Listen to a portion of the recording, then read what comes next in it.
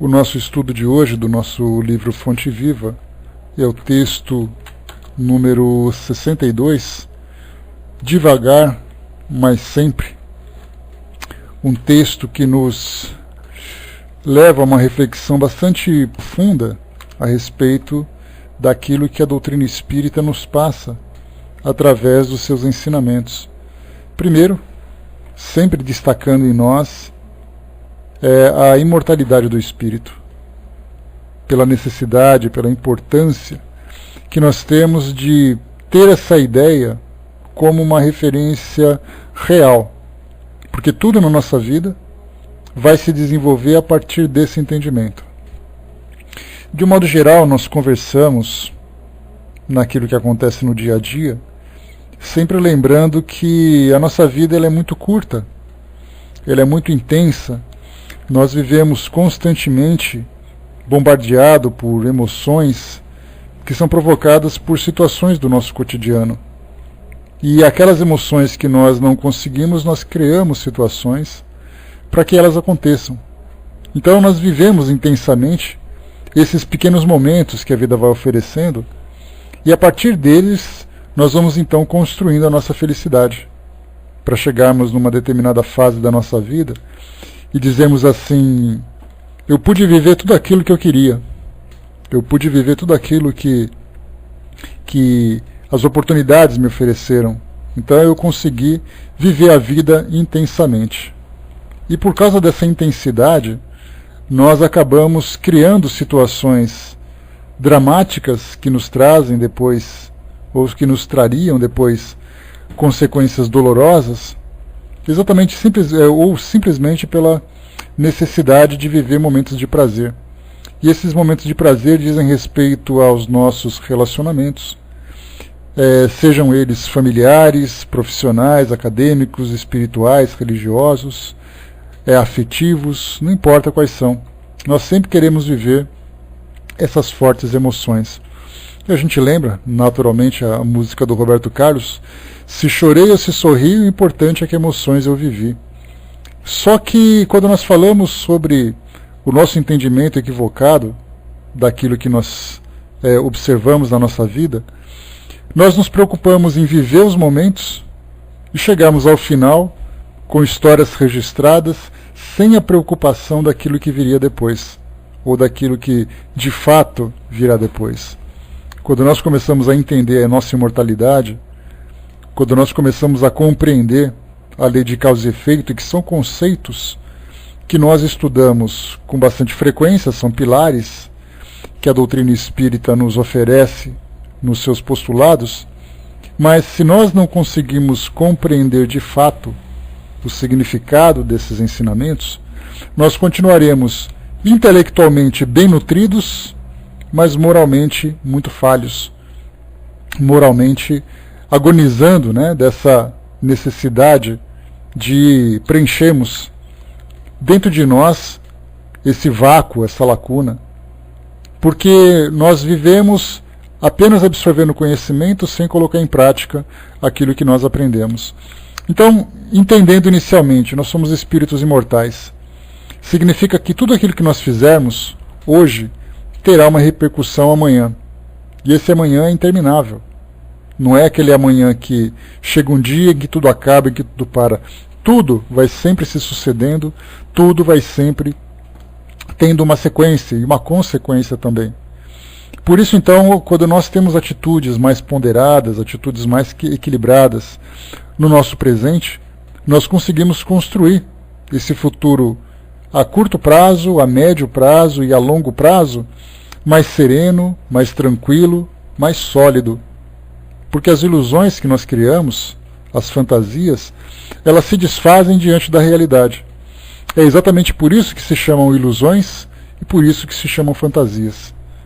Então, se nós vivemos em função desses dois elementos que não são reais, a realidade vai nos chamar a atenção. A realidade vai nos provocar aquele grande impacto que normalmente vem permeado de muitas dores, de muitos sofrimentos, de muitas dificuldades, de muitas decepções. A gente já lembra aquela passagem que Emmanuel sempre nos fala, que só se desilude quem se ilude. Então nós criamos ilusões e fantasias para vivermos as emoções, mas na verdade nós estamos nos distanciando da realidade. E a realidade sólida, aquela em que nós firmamos os nossos pés para dar ali os nossos passos. Então, quando nós nos iludimos, nós saímos dessa realidade e aí depois a própria força da natureza nos traz de volta, normalmente nos machucando bastante. Então, entendendo a importância da nossa imortalidade e a importância da lei de causa e efeito, nós começamos a caminhar com mais tranquilidade.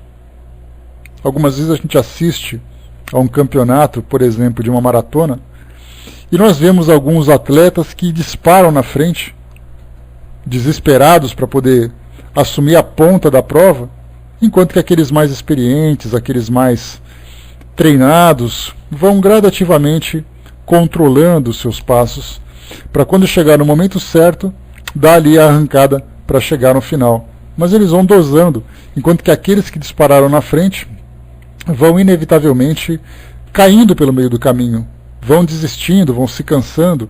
Então a vida é assim, nós gastamos muitas energias vivendo essas fantasias que nós comentamos, e nós nos esquecemos de guardar para aquilo que realmente é importante para nós, para construirmos a nossa vida, porque as nossas energias, na verdade, elas nos servem não apenas para que a gente possa tomar o impulso para construir alguma coisa, mas principalmente para resistir àquilo que nós precisamos evitar. Então nós achamos que a energia serve muito mais para acelerar, sem compreender que a energia também é importante para poder frear, para que a gente possa se conter. E essa contenção, ela diz respeito aos conflitos que nós vivemos, que é importante a gente ter aquele equilíbrio de não responder com agressividade, de ter a paciência, de ter a tolerância. E isso consome em nós uma energia incalculável. Porque fazer é muito fácil. Uma pessoa que simplesmente explode no momento de raiva, no momento de agressividade, isso é muito natural. Nós fazemos isso com toda tranquilidade. Agora, aquele momento em que você precisa segurar, esse é o momento mais desgastante. A gente sabe disso. Que se a gente saísse quebrando tudo, xingando tudo, seria muito mais fácil do que a gente silenciar, do que a gente pensar naquela ideia de que aquela pessoa que nos agrediu não está bem naquele momento, de que nós precisamos perdoar o ato impensado que ela praticou. Se nós gastamos a nossa energia vivendo em função dos nossos impulsos, no momento da necessidade nós não temos mais essa reserva. É aí então que a vida vai nos ensinando. Para a gente aprender que tudo aquilo que a gente faz, nós temos que pensar inicialmente o que virá depois, e vindo uma consequência, de que forma que eu vou conseguir controlar a situação, fazendo com que tudo aquilo que eu estou vivendo faça parte da realidade que eu estou vivendo, e não da ilusão que eu acabei criando. Quando Emmanuel trouxe para nós esse texto, devagar, mas sempre, ele fala exatamente isso.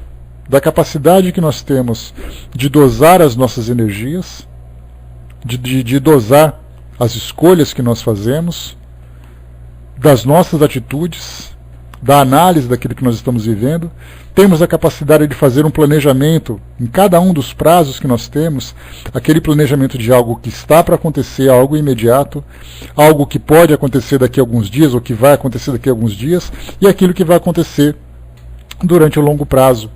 Algumas vezes daqui a alguns anos, algumas vezes no final da nossa encarnação, outras vezes além da nossa encarnação, seja no plano espiritual, porque a gente já fica imaginando daquilo que o Espiritismo nos traz, né, sobre o encontro do espírito com a sua nova realidade no mundo espiritual, e a gente sempre tem aquela necessidade ou aquele desejo de encontrar um cenário agradável, uma situação equilibrada, em que nós não tenhamos nenhum tipo de sofrimento, que nós sejamos lúcidos e tudo mais. Daí então, no mundo espiritual a gente começa a pensar dessa forma. Só que mais do que isso, nós temos, além do mundo espiritual, as próximas etapas encarnatórias que nós temos hoje, que nós temos para viver. Tudo aquilo que nos espera no futuro. Então, tendo a consciência de que hoje nós estamos vivendo a nossa vida, já preparando o nosso futuro, estamos fazendo investimentos no nosso futuro, Se for um bom investimento, nós teremos depois uma reserva no futuro. Se for uma retirada muito grande e desnecessária, nós sentiremos depois falta também no futuro. Então o texto diz para nós, devagar, mas sempre. Vamos então ao nosso texto aqui. Emmanuel separa para nós uma passagem do segundo livro de Coríntios, capítulo 4, versículo 16, que diz para nós: mas ainda que o nosso homem exterior se corrompa, o interior, contudo, se renova de dia em dia. Essa frase ela é bastante profunda, porque fala exatamente da corrupção, ou da experiência de ser corrompido que todos nós vivemos pelo tempo. Ou seja, o tempo vai desgastando o nosso patrimônio, vai desgastando o nosso corpo físico. Tudo que o tempo pode corroer, certamente ele o faz. E nós estamos infelizmente envolvidos e fazemos parte desse tempo. Mas o interior, contudo, como diz aqui Paulo, se renova de dia em dia. E essa renovação vem exatamente do amadurecimento do espírito. E esse amadurecimento não é como o amadurecimento que acontece nas plantas, por exemplo, na natureza, onde chega uma hora em que uma planta amadurece, depois ela cai e aí então ela apodrece. Ou ela é consumida. Mas no caso do espírito, quando ele vai amadurecendo e vai se desenvolvendo, ele vai crescendo, tudo de acordo com aquilo que ele vai compreendendo em termos de desenvolvimento intelectual e aquilo também que ele vai desenvolvendo em termos de valores. Então esse amadurecimento vem através das experiências, esse amadurecimento vem através da vivência que ele experimenta no seu dia a dia. Então, nos perdemos fisicamente pelo tempo que consome e ganhamos moralmente pelas oportunidades que esse mesmo tempo vai nos oferecendo. Quando ele diz de dia em dia, ele fala sobre cada fração do tempo que nós vivemos. Nós estamos aqui já há alguns minutos conversando sobre tudo isso, aproveitando essas reflexões que esse estudo de hoje nos proporciona. A partir daqui nós teremos oportunidades durante o nosso dia, com convivência, com atividades, com compromissos. E amanhã tem mais, depois tem mais, e assim os dias vão se sucedendo, cada segundo oferecendo uma nova oportunidade para que nós aproveitemos, para nos tornarmos mais capazes de evoluirmos de um modo mais eficiente. Então, aqui Emmanuel diz o seguinte, então, essas são as reflexões. Observa o espírito de sequência e gradação que prevalece nos mínimos setores da natureza.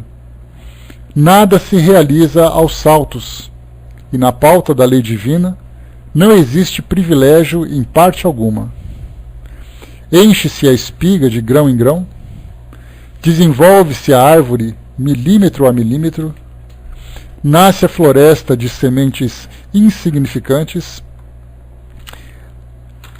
Só um instantinho aqui. Levanta-se a construção peça por peça, começa o tecido nos fios, as mais famosas páginas foram produzidas letra a letra, a cidade mais rica é edificada palmo a palmo. As maiores fortunas de ouro e pedras foram extraídas do solo fragmento a fragmento. A estrada mais longa é pavimentada metro a metro. O grande rio que se despeja no mar é conjunto de filetes líquidos. Não abandones o teu grande sonho de conhecer e fazer nos domínios superiores da inteligência e do sentimento, mas não te esqueças do trabalho pequenino dia a dia.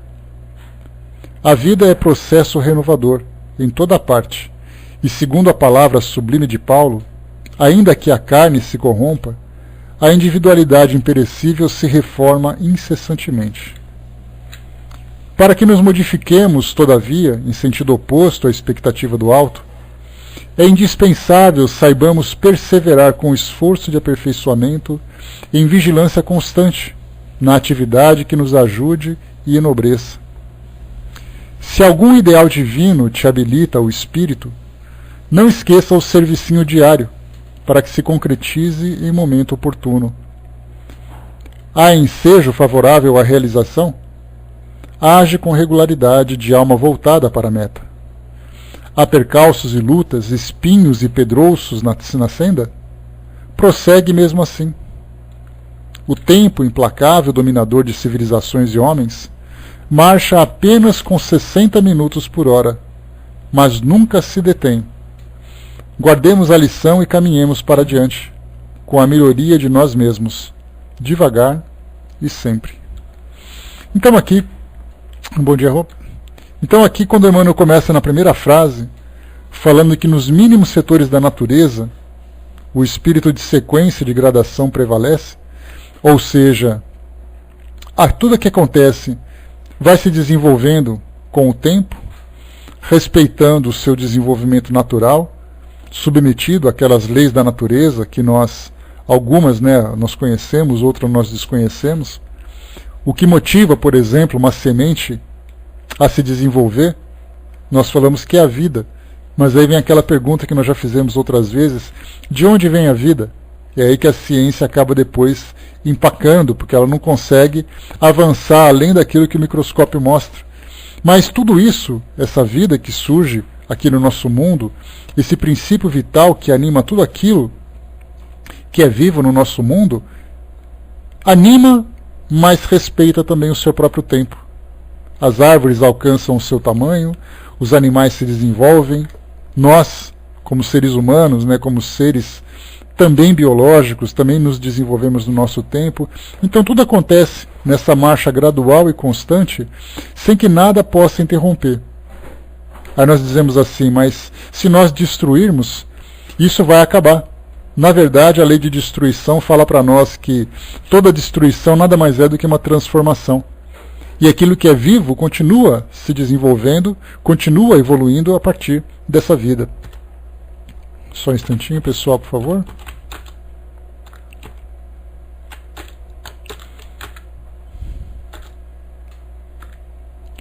Vamos lá. Vocês me ouvem? Oi, pessoal, vocês me ouvem? Beleza, então. Só deu o pautal que deu uma piscadinha rápida e já voltou. Mas então a gente falava sobre aquela questão da evolução da vida, né? Então tudo acontece no seu tempo. Não há, além daquela interrupção, que nada mais é do que uma transformação que vai continuar promovendo essa evolução desse princípio vital, desse princípio inteligente. E é então quando nós assumimos a condição de seres conscientes, assumimos a condição de seres racionais, nós então começamos a viver também no nosso dia a dia, mas não tão preocupados com a nossa evolução material, com a nossa evolução biológica, mas preocupados com a nossa evolução moral. Algumas vezes nos esquecendo, inclusive, da nossa própria evolução espiritual. E é aí que nós entramos, então, naquele choque. Porque nós sempre pensamos assim, dogmaticamente, ou seja, dentro daquilo que as religiões tradicionais trazem, nós nascemos num determinado momento, passamos a nossa vida vivendo experiências, e no momento em que a nossa vida terminar aqui no mundo físico, nós então seremos destinados, por toda a eternidade, a uma certa direção. Então, ou nós iremos para o mundo dos eleitos, onde viveremos prazeres infinitos, na convivência direta com Deus, ou nós iremos para o ambiente de sofrimento eterno, exatamente pelos erros que nós praticamos. Isso cria uma grande expectativa na mente das pessoas para que elas possam viver intensamente, tentando acertar do jeito que dá. E aí surgem as mais variadas fórmulas que, se você se entregar àquela religião, se você se entregar àquelas ideias, então essas são as fórmulas, esses são os caminhos indicados. E isso tem que ser de uma forma intensa. Você precisa viver isso da forma mais entregue possível, para que dê certo no seu resultado final. E isso acaba depois, né, criando depois também, nessas situações de ansiedade, naquela mensagem que nós observamos lá no início da nossa harmonização, de que forma que as pessoas vivem. Elas querem amar e ser amadas intensamente numa única vez, elas aprenderam a serem bem-sucedidas, ou que precisam ser bem-sucedidas na sua vida material, precisam alcançar aquelas conquistas acadêmicas de toda forma, e se entregando para a sua crença, para a sua fé, elas precisam conquistar a simpatia de Deus. Então essa única experiência que nós temos, né, com aquela ideia de que diz para nós que a gente nunca sabe quando a nossa vida vai terminar e quando nós nos apresentaremos diante do tribunal divino, quando nós vivemos dessa forma, nós não conseguimos viver, né, de um modo tranquilo, de um modo planejado. E aí então naqueles dois pilares iniciais que nós conversamos, se eu tenho consciência que eu sou um espírito imortal, e dentro dessa imortalidade eu vou viver várias e várias etapas aqui no mundo físico, sempre dando continuidade naquilo que eu vivi anteriormente. Então a minha vida ela não se resolve numa única experiência. Eu não tenho uma única chance de ser feliz. Eu tenho várias chances. E quanto mais eu aproveitar essas chances, quanto melhor elas forem, muito mais rápido eu vou alcançar então essa condição de felicidade. Então eu acabo ficando não mais ansioso, já fico tranquilo, já fico equilibrado, já fico sereno, sou capaz de fazer um planejamento da minha vida de um modo mais eficaz, porque aí então eu posso estabelecer metas que são reais e não metas fantasiosas. Porque diante da ansiedade de que tudo se acabe de uma hora para outra, eu tenho que viver os melhores momentos, né, que a vida me oferece da forma mais proveitosa possível, porque do contrário eu não sei o que vem depois. Mas quando nós começamos a compreender o que de fato vem depois, aí então tudo se modifica. Aí eu começo a dizer, não, eu posso viver agora, aquilo que eu não consegui alcançar dessa vez, eu vou conseguir alcançar oportunamente, seja nessa minha mesma existência, seja numa próxima existência. Então a imortalidade, as oportunidades das reencarnações, a lei de causa e efeito, são regras fundamentais desse jogo, que nós podemos chamar de jogo da vida, que nós estamos participando. Então aquelas regras antigas começam a se modificar. Né? As regras antigas começam a se modificar. Aquelas regras dizendo, joga o dado, torce para acertar, senão você vai ser infeliz. Aí nós aprendemos que se você jogar o dado e você não conseguir acertar, fica tranquilo que você vai conseguir jogar outras vezes. Só que em vez de contar com a sorte, nós contamos com as escolhas. É o nosso livre-arbítrio que começa a fazer parte desse contexto. Porque até então nós não pensávamos assim.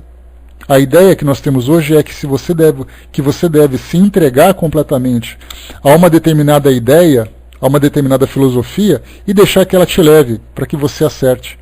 Só que isso é um grande engano. Porque no mundo espiritual nós temos ali tantos e tantos depoimentos de espíritos que dizem que viveram os preceitos religiosos que abraçaram de um modo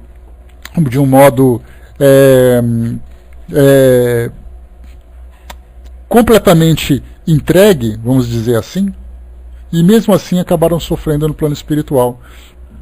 Exatamente porque não compreendiam que não bastava apenas você se entregar. Era importante você viver aquilo que você acreditava.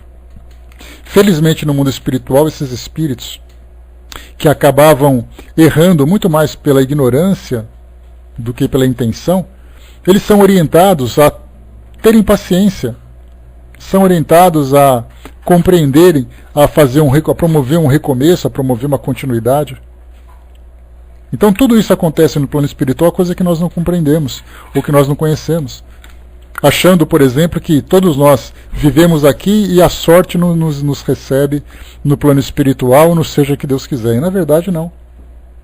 Então nós temos ali os atenuantes, nós temos os agravantes, nós temos aquilo que avalia a nossa compreensão, a nossa falta de compreensão, daquilo que nós não fizemos por compreender, por não compreender, ou aquilo que nós fizemos por uma interpretação equivocada. Então tudo isso é levado em consideração. Mas quando nós começamos então, a partir de agora, a ter uma visão diferente da vida e a utilizarmos o livre-arbítrio, agora sim o livre-arbítrio, porque antes nós éramos conduzidos, a única escolha que nós fazíamos era entregar.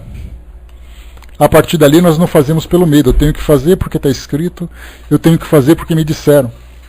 Porque do contrário eu vou ser punido, porque essa é a ideia, né? Se você não faz, você é castigado. Então aquela doutrina da recompensa, ela acaba sendo transformada agora num real livre-arbítrio, porque esse amadurecimento, essa experiência que nós vamos adquirindo, nos dá a possibilidade de fazermos agora as escolhas mais acertadas. Eu não faço porque eu tenho medo. Eu faço ou eu não faço porque eu já começo a compreender aquilo que é certo ou errado. E aí então eu começo a me controlar, começo a me conhecer e a me controlar, não mais preocupado com o tempo que vem se extinguindo, mas agora calmamente fazendo um planejamento dentro daquilo que eu posso e me esforçando para tentar ir um pouco mais dentro daquilo naturalmente do que é possível. Por isso então essa mensagem que trata para nós desse devagar e sempre, ela é fundamental para as nossas reflexões, para entendermos agora como funciona esse mecanismo da vida. Mais uma vez aqui embaixo, quando o Emmanuel passa para nós que a vida é processo renovador em toda parte, e segundo a palavra de Paulo, que nós falamos que a carne pode ser corrompida, mas o espírito sempre evolui, ainda que a carne se corrompa, a individualidade imperecível se reforma, incessantemente. Então é essa transformação, é essa reforma baseada nas experiências que nós vivemos, que devemos então relevar, que devemos então considerar. Mais uma vez aqui o texto, para que não nos modifiquemos, todavia, em sentido oposto à expectativa do alto, ou seja, a expectativa é sempre que nós gradativamente vamos nos harmonizando com essas diretrizes que são apresentadas pelas mais diversas filosofias, seja pela filosofia cristã, seja pela filosofia oriental, não importa, todas as religiões, nós sabemos, trazem princípios que estão diretamente conectados com essas leis naturais, com essas leis gerais que nós estudamos, mas que ainda, certamente, está muito longe da nossa compreensão. Não adianta a gente imaginar, porque algumas questões do Livro dos Espíritos chegaram até nós falando sobre as leis naturais, nós acreditamos que compreendemos tudo o que acontece no universo. Aquilo é o início para as nossas reflexões, e a partir daquilo ali temos muito então a conhecer, principalmente porque quando nós começamos a entender que aquilo traz para nós uma visão, mas que ela não se encerra apenas naquilo que está escrito, mas nós temos tantos e tantos outros ensinamentos que também dizem a mesma coisa de um modo diferenciado, e que complementam, que se complementam na verdade, a gente vê então que as leis naturais são aquelas, incluindo as leis da nossa ciência, as leis da química, da física, da biologia, mas também as leis morais. E essas leis morais nos direcionam, né, apontando para o alto, ou seja, nos colocando em harmonia direta com Deus, não mais naquela ideia religiosa, né, daquele Deus místico, daquele Deus partidarista, mas a gente fala sobre essa consciência que toma conta do universo. Quando nós entramos em sintonia com ela, certamente nós vamos tendo uma compreensão maior e evoluindo espiritualmente, algo que ainda para nós é muito distante da nossa compreensão.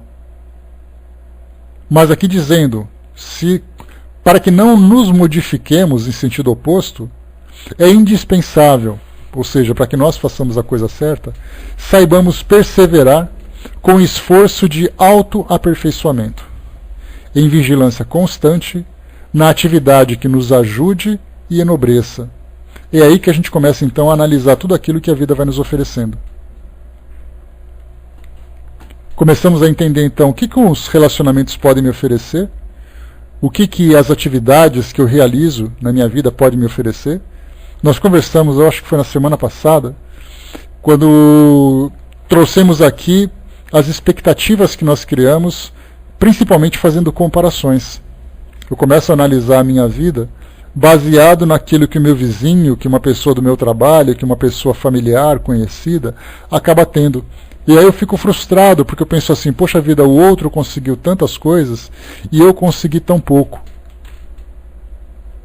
Só que esse pouco, esse muito que nós conseguimos conquistar, de acordo com as oportunidades e a capacidade e escolhas que cada um faz, é responsabilidade individual. Muitas vezes o pouco que eu faço, se eu fizer bem feito, me dará muito mais oportunidades do que aquele muito que os outros receberam e que não conseguiram aproveitar. E por isso, então, quando fala para nós aqui, nessa passagem, que diz que a vigilância constante na atividade que nos ajude e que enobreça, são as atividades que dizem respeito a nós. A minha vida é simples, a minha vida é humilde, a minha vida é limitada, que dentro dessa simplicidade, dessa humildade, dessa limitação, eu consiga fazer o melhor proveito possível. Principalmente promovendo a minha transformação interior. Principalmente pensando sempre em me tornar uma pessoa melhor. Isso não é simplesmente uma ideia vaga, uma ideia piegas, né, daquela ideia que todo mundo tem que ser bom. E aí nós voltamos para aquela questão, mas temos que ser bom por quê? Aí quando nós começamos a compreender essa dinâmica da vida, nós entendemos que a bondade não é simplesmente uma escolha cega ou uma consequência banal, mas na verdade é o resultado de um trabalho íntimo que nós fazemos. E que trará resultados também. Então a bondade também não é moeda de troca. Eu tenho que ser bom porque virá alguma coisa em troca. Não, porque isso vai me dar uma condição de felicidade. Ainda que essa bondade possa, muitas vezes, se reverter contra mim diante de um mundo tão egoísta como esse nosso que nós vivemos. Porque ser uma pessoa boa no mundo egoísta significa você ser aquele bobo que é passado para trás, aquela pessoa que todo mundo abusa, aquela pessoa que todo mundo machuca. Mas o fato das pessoas agirem assim não significa que eu tenha que me rebaixar e agir da mesma forma. Eu posso fazer as minhas escolhas e também me proteger, porque aí a gente leva aquele ensinamento do Evangelho. Bom dia, pessoa que chegou. A gente traz aquele ensinamento do Evangelho que diz para nós, né, que dar a outra face. Alguém bate numa face, eu ofereço a outra. E estudando a doutrina espírita, nós entendemos que oferecer a outra não significa você pacientemente, passivamente, dizer, você bateu de um lado, pode bater de novo. Na verdade, a nossa resposta, embora amorosa, embora paciente, embora sábia, impede que o outro faça a mesma coisa. E o Brás lembrou, ser manso como uma pomba e astuto como uma serpente. Ou seja, nós podemos nos proteger, mas não da mesma forma que aquele agressor se comportou. Porque até mesmo essa nossa reação diante da agressividade nos traz um grande ensinamento. É aquele não amoroso, aquele não educativo, aquele não, muitas vezes até caridoso. Porque o outro se encontra em equilíbrio, mas é o meu equilíbrio que vai responder para ele de uma forma que ele compreenda. Então, todas as oportunidades, sem exceção, se eu estiver em casa, cumprindo com as minhas atividades, com os meus compromissos, fazendo ali as minhas arrumações, fazendo as minhas limpezas, o capricho, o asseio, a atenção com que eu faço cada atividade dessa, é para mim um exercício. Se eu estou no meu trabalho fazendo aquela atividade maçante, rotineira, burocrática, o capricho e a atenção que eu faço cumprindo com as minhas responsabilidades também é um exercício de aperfeiçoamento. Numa convivência, num transporte coletivo, num ambiente onde outras pessoas circulam, num comércio, o modo como eu olho para as pessoas, o modo como eu trato as pessoas, também é para mim um exercício de transformação. Porque depois, no plano espiritual, como nós imaginamos, né, a nossa vida é assim, você tem que viver intensamente, conquistando todos os espaços, aproveitando todas as oportunidades, fazendo tudo aquilo que é possível para que eu possa enriquecer e construir um patrimônio, e de repente eu deixo tudo para trás através da transformação pela reencarnação, e eu chego no plano espiritual, ninguém vai dizer para mim assim, me traga a relação do seu patrimônio. A primeira coisa é, me fala o tipo de pessoa que você foi. Uma pessoa preguiçosa, uma pessoa egoísta, uma pessoa orgulhosa, uma pessoa dedicada, uma pessoa atenciosa, uma pessoa fraterna. É isso que vai constar para nós. O nosso currículo tem apenas anotações morais. O patrimônio que nós construímos, a pergunta vai ser, não foi o que você construiu, mas o que você fez com aquilo que você construiu. Então a nossa atenção agora é essa. Não tenhamos necessidade de viver intensamente a nossa vida apenas para aproveitar os momentos de sensações, os momentos de prazer. Na verdade, a nossa vida tem que ser calma, tranquila, com passos sólidos, utilizando esse grande benefício que nós recebemos de Deus, que é exatamente o nosso livre-arbítrio, de fazermos as melhores escolhas, de falarmos as coisas certas, agirmos do jeito certo, sempre, em cada ação que nós tivermos, sempre com a preocupação de promover o bem onde quer que nós estejamos. E aí então nós não temos mais aquela pressa. Tudo vem devagar e tudo vem sempre, continuamente, como qualquer processo regido pelas leis da natureza. A Rô colocou em cima no capítulo 17, lá do Evangelho, né, diz que o verdadeiro homem de bem é aquele que pratica a lei de justiça, de amor e caridade. Ou seja, quando a gente fala, nós já até chegamos a estudar sobre isso quando nós passamos, né, por esse capítulo, quando fala sobre lei de justiça, nós temos que ser justos. E essa justiça se encaixa em qualquer lugar. Até no meu trabalho, eu penso assim, eu trabalho num lugar que muitas vezes não paga aquilo que eu quero, as pessoas com quem eu convivo não são pessoas lá muito amistosas, nem muito cooperativas. O trabalho que eu desenvolvo é um trabalho que é muito chato, mas a gente tem que lembrar sempre, ninguém foi na minha casa perguntar se eu queria trabalhar lá. Fui eu que fui me oferecer. Então, dentro dessa lei de justiça, eu tenho que cumprir aquilo que eu aceitei no momento da contratação. Ah, mas eu trabalho pouco porque me pagam pouco. Então você deixa espaço para outro, porque você está negligenciando o seu compromisso, a sua responsabilidade. Isso é uma questão moral. Dentro da lei de amor, nós entramos assim em todos os relacionamentos, na nossa relação com os objetos, na nossa relação com a vida da fauna, da flora, com a vida das pessoas, em tudo. A lei de amor se aplica. Porque a gente pensa assim, mas o amor por uma camiseta, na verdade não é o amor pela camiseta, na verdade é simplesmente respeitar o objeto que você tem, porque se aquilo não serve para você, para outra pessoa vai servir. O objeto em si não vai sentir o amor que você dedicou a ele, mas você vai sentir o tipo de emoção que foi alimentada, que foi gerada, no momento em que você considerou ou desprezou aquele objeto. E dentro da lei de caridade, então, é a mais profunda de todas. A caridade moral, a caridade material, sendo aplicada em todas as situações da nossa vida. Então é nisso que vai ser considerado o homem de bem. E para a gente alcançar essa elevação, a grande questão que nós temos que considerar é a paciência e a perseverança para alcançarmos essa condição. Hoje nós convivemos com pessoas, sejam aquelas do nosso cotidiano, sejam pessoas um pouco mais distantes, sejam pessoas que nós tivemos contato através da mídia, da literatura, que são realmente grandes missionários, pessoas que trazem realmente um grande bem dentro do coração. E às vezes até nos invejamos, né? Pensando assim, eu gostaria de ser como ele é. Só que ele não nasceu pronto. Ele conquistou aquela condição. Toda aquela sabedoria, toda aquela harmonia, todo aquele equilíbrio que ele teve, foi conquistado gradativamente, porque ele também teve os seus momentos de primitivismo, de egoísmo, de orgulho. Então, na verdade, tudo se constrói naturalmente. Não adianta uma árvore pequena sentir inveja de uma árvore da mesma espécie que se encontra com o dobro de tamanho. Na verdade, para ela alcançar aquele tamanho, dentro das condições das leis naturais, ela teve que viver o tempo, teve que absorver cada um dos nutrientes que foi oferecido, teve que passar por essa experiência de transformação para alcançar aquela condição. Então a árvore menor vai alcançar também a árvore maior, mas cada uma no seu devido tempo. Nós também somos assim dentro do campo moral. Só que nós temos que trabalhar para isso. Não é simplesmente esperar que a natureza haja, como é o caso, por exemplo, da evolução dos vegetais.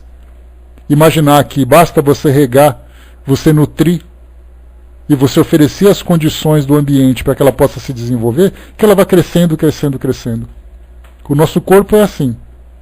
Ele se desenvolve e nós não precisamos dizer eu quero crescer. Ou então dizer para o nosso coração eu quero que você continue batendo. A natureza vai fazer isso. Agora, no campo moral, não é a natureza que age. No campo moral, depende do nosso livre-arbítrio e das nossas escolhas. Então, façamos hoje as melhores escolhas. Sempre escolha sábia, sempre pensando exatamente que os prazeres fugazes que nós vivemos na nossa vida, muitas vezes têm um preço muito caro. Uma escolha equivocada pode trazer para nós um comprometimento de uma existência inteira. Se nós tivermos pelo menos o equilíbrio para nos esforçarmos para controlar esses impulsos que estão sempre presentes em nós, nós já teremos conquistado muita coisa. Podemos até fracassar muitas vezes, mas é o esforço que vai contar, é a vontade, é a intenção que conta. Como nós sabemos, Deus nos julga pelas nossas intenções. Mas a intenção revertida também em resultado. Porque, como diz o ditado popular, de boas intenções o inferno está cheio. Só que quando nós demonstramos intenção e nos esforçamos para conquistar, e essa conquista vem, ainda que pequena, de pequena forma, certamente nós recebemos grandes benefícios. O Tiverro colocou aqui, né, os homens frequentemente cometem faltas, e aquele que tiver maior conhecimento e que for mais esclarecido é mais culpável aos olhos de Deus que o selvagem que se entrega aos instintos, né? Isso aí fala do livro dos Espíritos para nós. Por isso, então, temos que ter sempre essa consciência. O conhecimento chega para nós. E vivemos na doutrina, a gente lembra sempre que estarmos em contato com a doutrina espírita é para nós muito prazeroso. É para nós, assim, gratificante, é para nós esclarecedor, confortador. Só que muito mais, quando nós começamos a compreender que muito mais do que estarmos em contato, absorvendo todo esse conhecimento, é importante que nós façamos uma transformação. Porque imaginemos numa árvore, mais uma vez uma árvore, para a gente já fechar aqui o nosso estudo, que ela se encontra constantemente alimentada, nutrida por aquilo que a terra pode oferecer. Nós somos uma árvore sendo alimentados pela doutrina, que nos oferece toda essa bagagem intelectual e moral. A árvore bem nutrida, depois ela transforma tudo aquilo que ela absorveu em frutos. Os frutos nossos, os frutos morais, são exatamente aquilo que nós vamos demonstrar em termos de resultados, de produtividade. Então temos a raiz para poder absorver esse conhecimento e depois temos as condições de produzir os frutos. Que sejamos então árvores frutíferas, árvores que produzam, e não deixemos o tempo passar. Porque a gente já lembra, né, que uma das maiores decepções que os espíritos enfrentam ao chegarem no plano espiritual é quando eles olham para trás e perceberam que perderam tempo. Tiveram uma oportunidade preciosa de estarem aqui nesse campo de provas, que é o mundo físico, e simplesmente, obrigado, filhinho, e simplesmente deixaram o tempo passar, vivendo os prazeres, vivendo ali as disputas fúteis, as disputas infantis, egoístas, materialistas, enquanto tiveram tantas e tantas oportunidades para evoluir moralmente. Então, onde quer que nós estejamos, em qualquer condição de vida que nós tenhamos, que saibamos aproveitar isso da forma mais proveitosa, mais produtiva possível. Que consigamos aproveitar cada uma dessas oportunidades para fazer com que as experiências se revertam em nosso benefício como resultados dessa transformação que nós tanto desejamos. Essa é a melhor forma. E sempre com paciência, sempre com tranquilidade, pensando sempre que tudo vem a seu tempo e tudo se transforma constantemente. Se nós não conseguimos promover algo agora de imediato, sejamos pacientes e façamos aquilo que é possível fazer. Façamos aquilo que nós temos as condições e oportunidades para fazer. Não nos sintamos ansiosos por queremos alguma coisa que não chegou, por queremos alguma coisa que nós não temos. Tem um ditado que diz assim, né, que as pessoas falam, né, essa coisa que você tem não presta. Aí a gente vai dizer assim, mas não presta, mas é meu. Então mesmo que alguma coisa não preste para os outros, aquilo que para mim tem, ela tem valor para mim, eu tenho que saber aproveitar. Então, pessoal, esse é o nosso ensinamento de hoje, esse é o nosso estudo de hoje, devagar, mas sempre, e aqui relembrando, né, a passagem do livro de 2 Coríntios, aqui Paulo de Tarso diz assim, mas ainda que o nosso homem exterior se corrompa, o interior, contudo, se renova dia em dia, de dia em dia. Então, dia a dia, consigamos então construir algo marcante para nós, relevante na nossa transformação. Bom, eu vou passar para a nossa amiga fraterna, que vai fazer um encerramento para nós, esperando que a sua conexão esteja bem, fraterna.